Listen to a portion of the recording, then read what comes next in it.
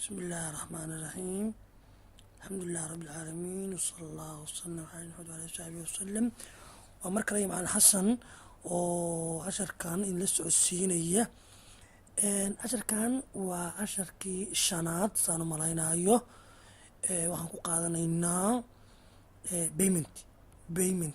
payment waa lacagta shirkadda ka baxda saarta uga baxdo, ha ahaato expenses, ha ahaato withdrawal, ha ahaato maxaan ku irahdaa walba oo ka baxa shirkadda.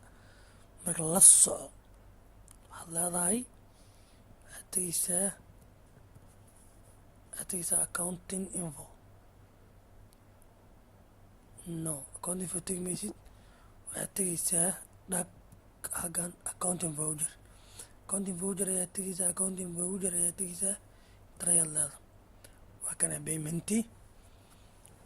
waxaad halkan ku qoreysaa lacagta halkay ka baxayso cash. hadday ka baxayso waa cash, haddii ay ka baxayso banginaga bangi ayaad ku qoreysaa oo salaam bank oo kale ayaad leeda. salaam bank oo kale waxaad ka bixisay lacag expensiya ama withdrawala. waxaa matalan waxaa laga qaatay xasan cadde oo kale laga qaatay withdrawala u qaatay boqolkiisii kun oo ka qaatay 10,000 oo ka qaatay. halkaa maxaa ku haray 9 ku haray. isla markii uu ku tusayaa inter ayaad leedahay, inter waxaa ku qaataa ku qoreysaa. waxaad leedahay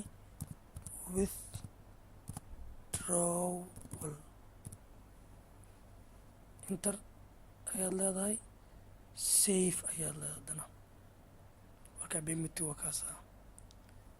intaas ayuu casharka noogu egyahay. asalaamu calaykum waraxmatullah.